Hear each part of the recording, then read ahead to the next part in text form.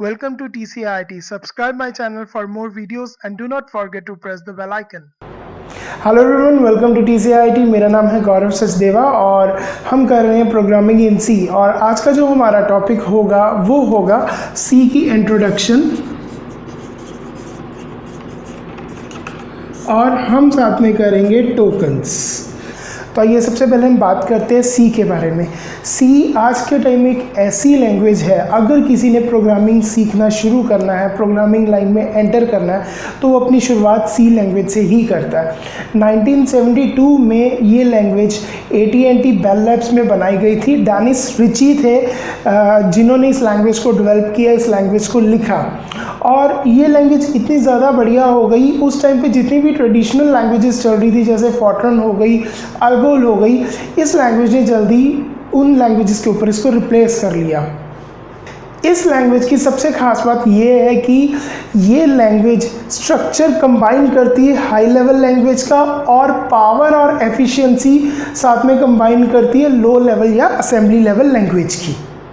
सी language जो है compilers को यूज़ करती है ट्रांसलेशन करने के लिए, और इसका कोई एक स्टैंडर्ड कंपाइलर नहीं है। काफ़ी कंपाइलर्स हैं जो उसको यूज़ कर सकते हैं आप, जैसे कि टर्बो कंपाइलर हो गया, या ANSI हो गया, या डेव हो गया। ये अलग अलग कंपाइलर्स हैं जो हम सी के लिए या C++ के लिए यूज़ करते हैं। तो फिलहाल तो अभी जो इनको डाउनलोड करने की लिंक्स है मैंने डिस्क्रिप्शन में दे रखे हैं इस वीडियो के, आप देख सकते हैं। टर्बो जो होता था पूरा का पूरा डॉस बेस्ड कंपाइलर होता था ये, एंड लेकिन जैसे जैसे विंडोज़ अपग्रेड होती रही, डॉस थोड़ा सा यूज़ होना कम होना शुरू हो गया, तो उसके बाद फिर ANSI का ट्रेंड शुरू हो गया। आजकल जो मैक्सिमम ANSI जो कंपाइलर्स हैं, ANSI कंपाइलर्स, वो हम यूज़ करते हैं।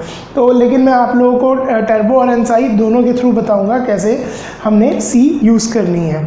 चलिए अब जानते हैं सी की प्रोग्राम डेवलपमेंट के बारे में, कैसे कंपाइलर इसमें वर्क करता है, कैसे प्रोग्राम इसका सी का डेवलप होता है। तो सी की जो भी हमने प्रोग्राम की डेवलपमेंट करनी है, हम कोई भी एक प्रोग्राम लिखते हैं, वो प्रोग्राम आगे कंपाइल होता है।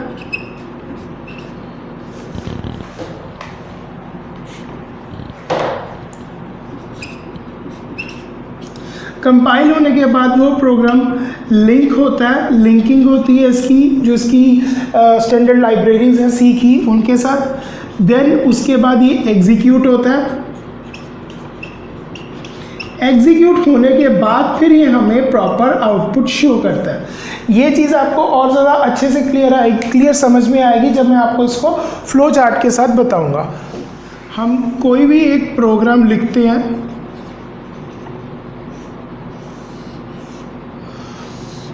वो प्रोग्राम फर्दर फिर हम कंपाइल करते हैं।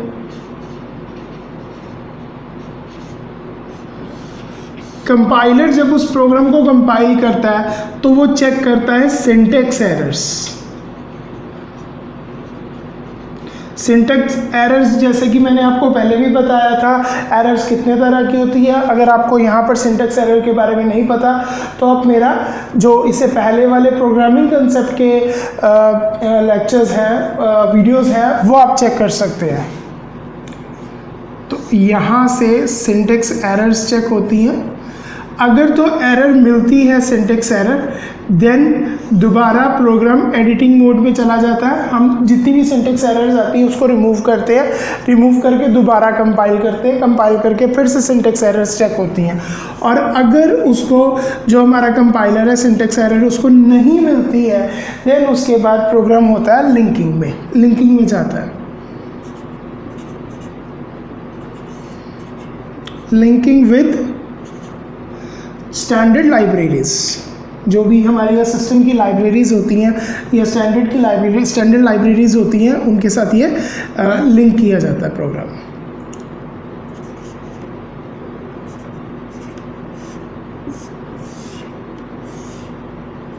देन लिंकिंग करने के बाद फर्दर फिर हमारा प्रोग्राम होता है एग्जीक्यूट। अब यहाँ पर भी आके ब्रेक नहीं लगी, इसके बाद कुछ और स्टेप्स भी हैं हमारे। एग्जीक्यूशन होने के बाद फिर वो चेक करता है डाटा और लॉजिकल एरर्स को। या डाटा चेक करता है या लॉजिकल एरर्स।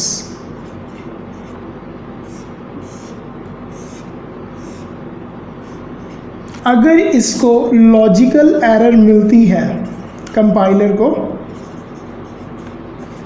देन हमारा जो फ्लो है वो दोबारा प्रोग्राम एडिटिंग की तरफ जाएगा ताकि जो हमारी लॉजिकल एरर है वो रिमूव हो जाए। उसके बाद अगर लॉजिकल एरर नहीं मिलती है, कोई डाटा अगर हमने इंसर्ट करवाना, कोई डाटा वैल्यू देनी है, तो वो तब तक एग्जीक्यूशन मोड में ही रहेगा, प्रोग्राम चलता रहेगा जब तक हम उससे वैल्यूज़ ले रहे हैं। जब ये सारी चीज़ें ख़त्म हो जाएंगी, हमने डाटा भी दे दिया, सारा उसको रिज़ल्ट का टाइम है, तब वो हमें आउटपुट शो कर देगा। इस तरीके से हमारा जो प्रोग्राम है वो रन होता है सी में। तो ये तो सारे स्टेप्स हो गए। प्रोग्राम हमारा कैसे कंपाइल होता है, फिर सिंटैक्स एरर्स चेक करता है, फिर लिंकिंग करता है सिस्टम लाइब्रेरी के साथ, फिर एग्जीक्यूट करता है प्रोग्राम। उसके बाद फिर डाटा अगर इंसर्ट करना है, डाटा इंसर्ट होता है। अगर कोई लॉजिकल एरर आती है तो लॉजिकल एरर चेक की जाती है, देन दोबारा ये स्टेप रिपीट होता है। देन उसके बाद जब सारा का सारा प्रोग्राम हो जाता है, कंप्लीट हो जाता है, डाटा भी दे दिया जाता है इनपुट्स, देन उसके बाद फिर वो प्रॉपर आउटपुट शो करता है और प्रोग्राम ख़त्म हमारा। तो अब हम जानेंगे कि सी का कैरेक्टर सेट क्या है, सी में कौन कौन से कैरेक्टर्स हम यूज़ कर सकते हैं। बेसिकली कैरेक्टर सेट हमें ये बताता है कि किसी भी लैंग्वेज को रिप्रेजेंट कैसे करना है। ठीक है, तो आइए जानते हैं, देखते हैं सी के कैरेक्टर सेट के बारे में। तो कैरेक्टर सेट में सबसे पहले आएंगे अल्फ़ाबेट्स जैसे A B C up to X Y and Z, या ये तो कैपिटल लेटर्स में है, स्मॉल लेटर्स में भी A B C X Y Z. Then उसके बाद हम इसमें डिजिट्स भी यूज़ करेंगे, डिजिट्स 0 1 2 3 अप टू 9 तक जितने हमारे डिजिट्स होते हैं।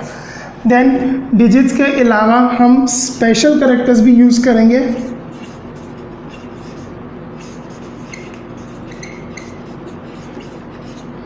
स्पेशल कैरेक्टर्स जैसे कि comma, semicolon, sign of exclamation, asterisk, hash, dollar, brackets, braces, long brackets. ठीक है, एंड जी हाँ, जितने भी आप कीबोर्ड के ऊपर जितने भी आप साइंस देखते हो, ठीक है, वो सारे के सारे स्पेशल कैरेक्टर्स में इंक्लूड हो जाएंगे। All science which we see on keyboard। ठीक है, ये कैरेक्टर सेट है जो हमने सी लैंग्वेज में यूज़ करना है।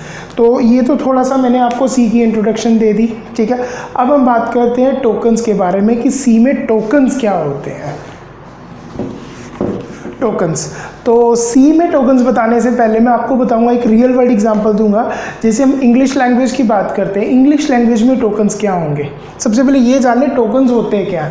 टोकन्स बेसिकली किसी भी लैंग्वेज की वो यूनिट, सब या कह लो वो सबसे छोटी यूनिट जिसको हम फर्दर और डिवाइड नहीं कर सकते हैं, वो टोकन्स होते हैं। ठीक है, the smallest unit in any language which further can not be divided is known as tokens. ठीक है, अब जैसे अगर मैं इंग्लिश लैंग्वेज की बात करूं, इंग्लिश लैंग्वेज में टोकन्स क्या है। इंग्लिश लैंग्वेज में जैसे हमारे अल्फ़ाबेट्स हो गए ए बी सी डी, ठीक है, इनको हम फर्दर और छोटा तो नहीं कर सकते हैं। ठीक है, तो वो टोकन्स हो जाएंगे। इन टोकन्स को मिला के फर्दर और यूनिट्स बनते हैं। ठीक है, जैसे अल्फ़ाबेट्स को मिला के एक सेंटेंस बनता है, सेंटेंसेस को मिला के एक पैराग्राफ बनता है, कितनी पैराग्राफ्स को मिला के एक बुक बन जाती है पूरी। ठीक है, वही चीज़ टोकन्स होते हैं। ठीक है, अब सी लैंग्वेज में जो टोकन्स हैं हम उसकी बात करेंगे। सी लैंग्वेज में टोकन्स क्या है, कीवर्ड्स, देन आइडेंटिफायर्स,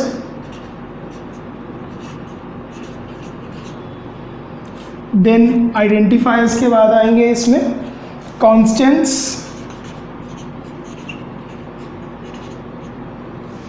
कॉन्स्टेंट्स के बाद आएंगे इसमें स्ट्रिंग्स, मोस्टली इसको कई लोग इकट्ठा भी लिख लेते हैं, ठीक है। कॉन्स्टेंट्स के साथ भी आ जाती हैं स्ट्रिंग्स, ठीक है। स्ट्रिंग्स के अलावा आएंगे इसमें स्पेशल सिंबल्स,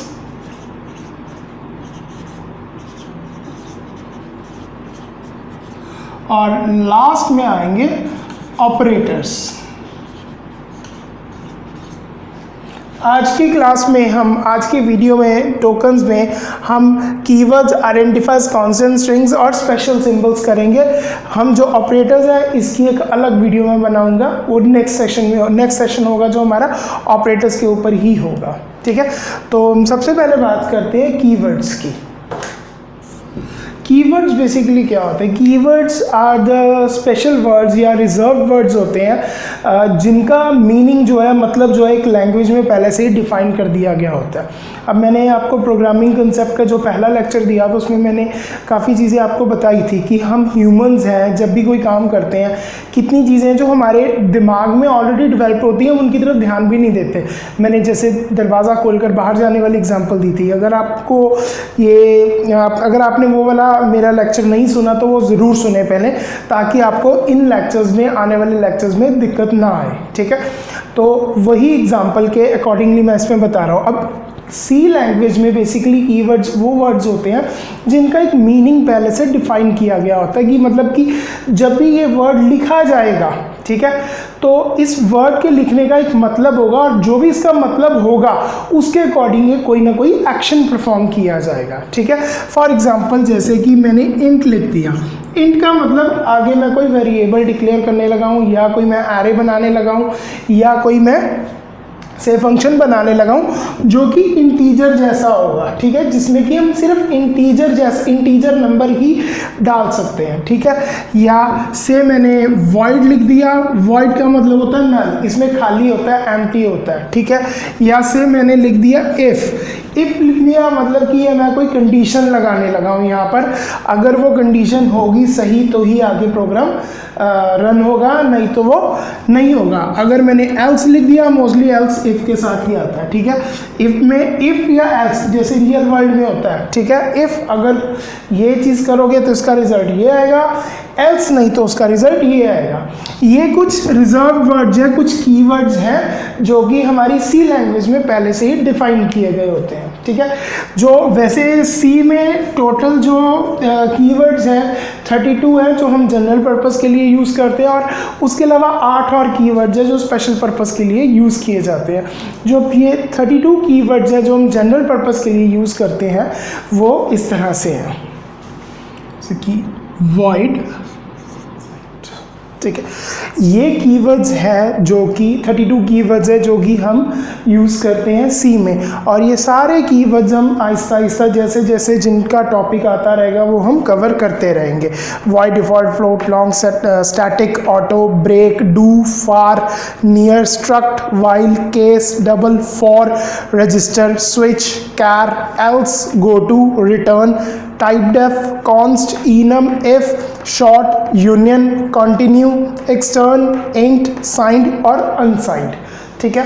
तो ये थे कीवर्ड्स। मैं एक बार दोबारा बोल देता हूँ, कीवर्ड्स वो वर्ड्स हैं जिनका मतलब पहले से ही लैंग्वेज में डिफाइन किया गया होता है, ठीक है, और इनका मीनिंग नहीं चेंज कर सकते। सेकेंडली, जितने भी कीवर्ड्स होते हैं वो सारे के सारे स्मॉल लेटर्स में होते हैं, ठीक है।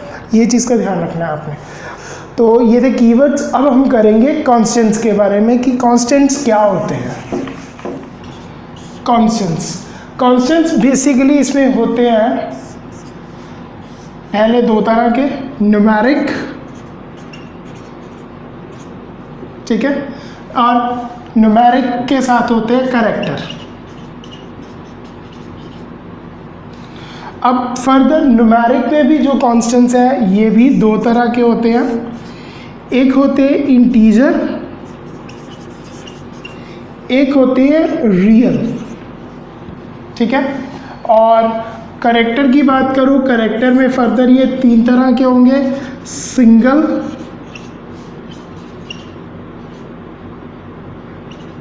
सिंगल कैरेक्टर, उसके बाद स्ट्रिंग, देन स्ट्रिंग को इसलिए मैं इसी में ही कवर करवा रहा हूँ, वैसे उसको हम अलग से भी कर लेते हैं, ठीक है। सिंगल कैरेक्टर स्ट्रिंग और उसके अलावा बैकस्लैश,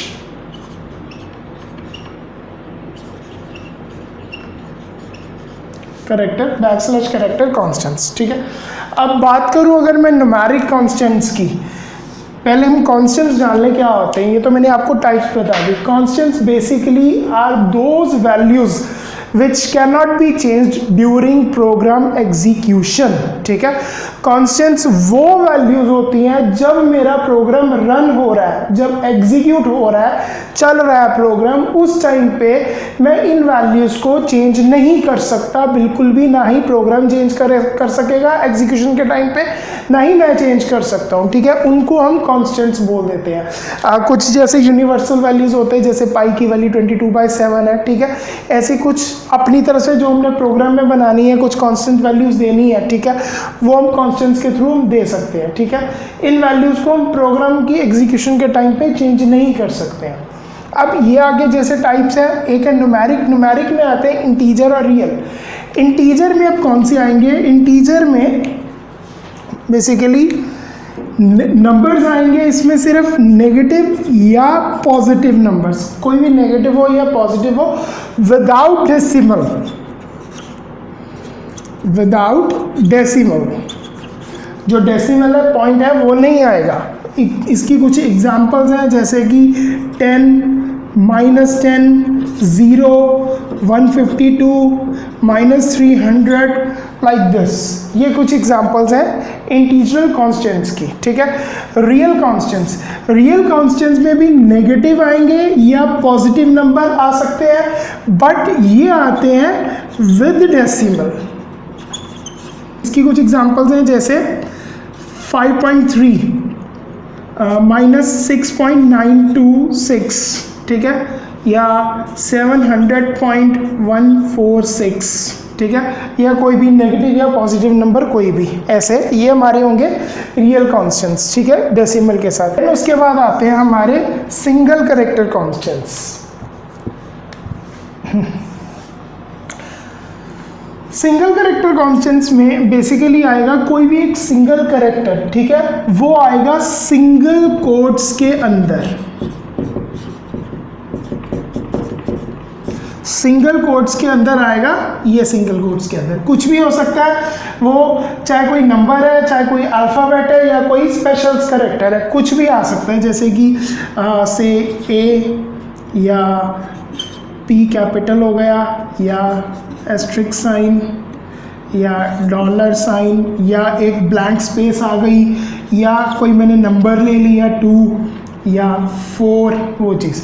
एक चीज़ का ध्यान रखना आप लोग, अगर कोई भी डिजिट मैं सिंगल कोट्स के अंदर डाल रहा हूँ, ठीक है, या डबल कोट्स के अंदर डाल रहा हूँ, तो वो एज एन डिजिट एक्ट नहीं करेगा, वो as an special character act करेगा। सिंपल इसकी एक एग्जांपल दे देता हूँ।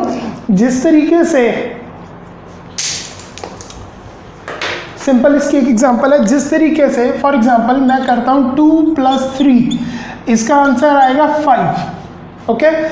बट अगर मैं 2 + 3 ऐसे इसको सिंगल कोट्स में बंद करके करूँगा, तो इसका आंसर आएगा 2, 3। उसमें वो एडिशन कर रहा है। हेयर यहाँ पर वो इसको जो 2 और 3 इनको एज एन डिजिट ले रहा है, और वो इसमें ऐड कर रहा है। यहाँ पर 2 और 3 जो मैंने सिंगल कोट्स में रखे हैं, इनको वो कॉनकैटिनेट कर रहा है। कॉनकैटिनेट का मतलब होता है इनको आपस में जोड़ रहा है, इकट्ठा करके रख रहा है, ठीक है। वो 2 और 3 ऐसे एक्ट करेगा, ठीक है।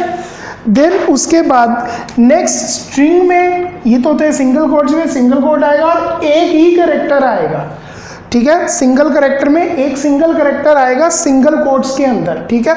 जो स्ट्रिंग है, स्ट्रिंग में हम मल्टीपल कैरेक्टर्स ले लेते हैं डबल कोट्स के अंदर, ठीक है, डबल कोट्स, जैसे कि TCIIT से हेलो वर्ल्ड, ठीक है, ये सारा का सारा डबल कोट्स के अंदर आ रहा है, ठीक है। नेक्स्ट आते हैं हमारे backslash character constants. Backslash character constants basically हम कोई भी मैसेज आउटपुट शो करवाते हैं या कुछ भी हमने एक छोटा सा एक्शन परफॉर्म करवाना है तब ये यूज़ होते हैं। बेसिकली मोस्टली हमारी मैसेज की सेटिंग्स या आउटपुट की थोड़ी सेटिंग करने के लिए हम यूज़ करते हैं, जैसे कि /n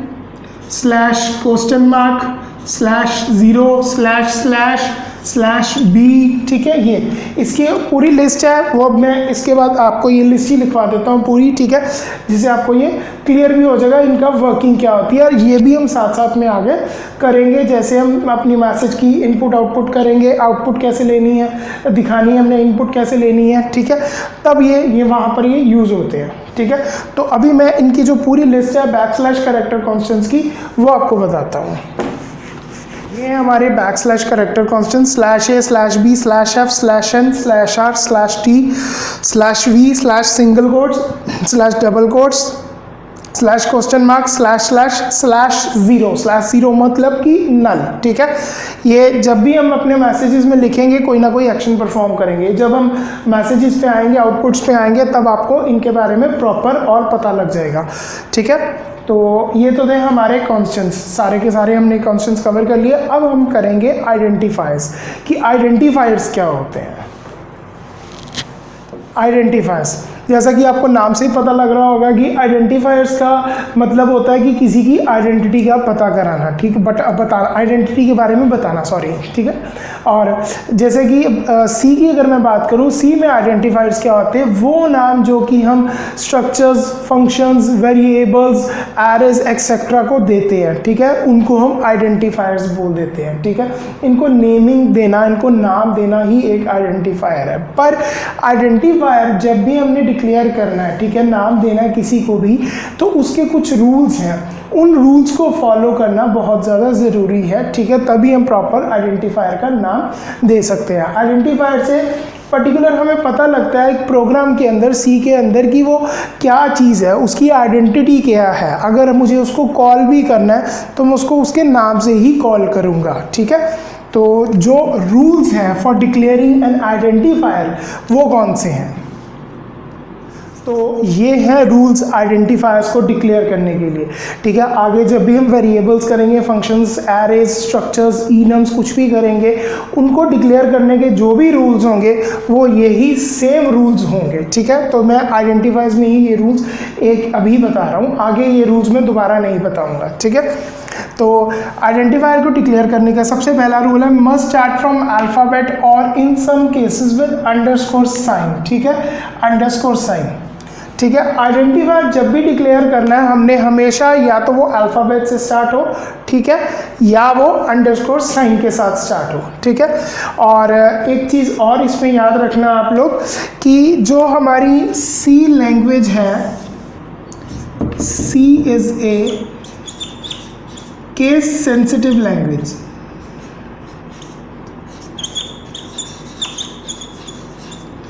सी जो है केस सेंसिटिव लैंग्वेज है। मतलब कि अगर मैंने कोई भी आइडेंटिफायर से कैपिटल ए ले लिया है, ठीक है, तो उसको मैं आगे कैपिटल ए में ही यूज़ करूँगा।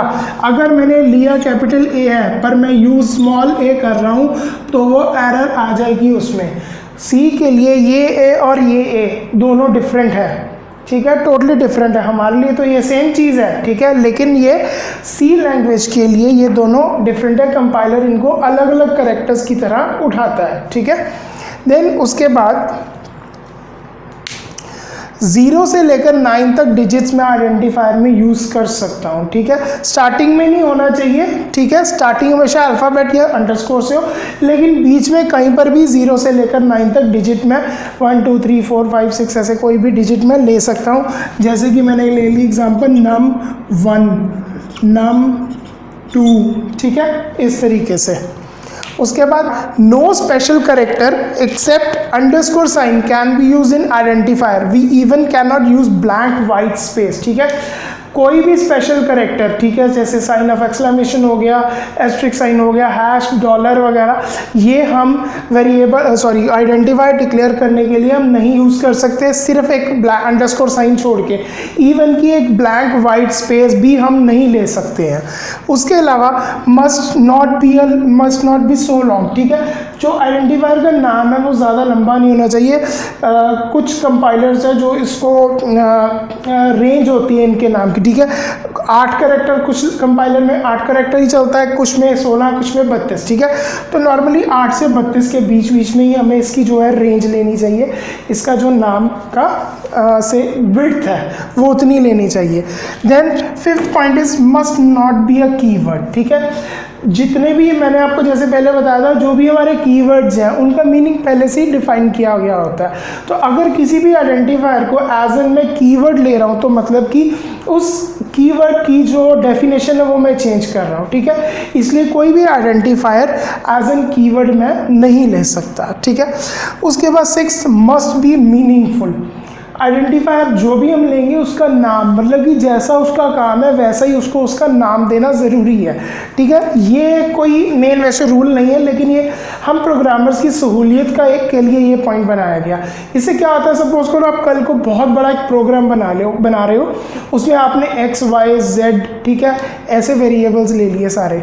अब बीच में क्या होगा, जब प्रोग्राम की लेंथ इतनी ज़्यादा बढ़ जाएगी, बाद में आप खुद सोचोगे यार x हमने किसके लिए लिया था, y किसके लिए लिया था, समझ में नहीं आ रहा। इसलिए जैसे मैंने ये num1 लिया, num2 लिया, सैलरी लेनी है, टोटल सैलरी, ठीक है, जो भी हमने वेरिएबल का जो काम होगा वैसा हमने, आइडेंटिफायर का जो काम होगा वैसे ही उसको हमने नाम देना है।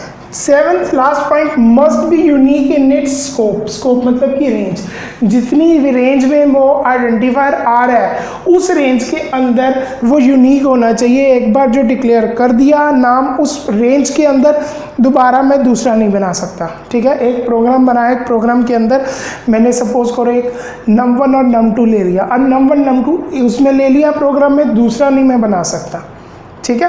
वो उसी अपनी रेंज के अंदर यूनिक होना चाहिए, ठीक है। ऐसे कंपाइलर को कंफ्यूजन होगी कि किस आइडेंटिफायर को कॉल किया गया, ठीक है।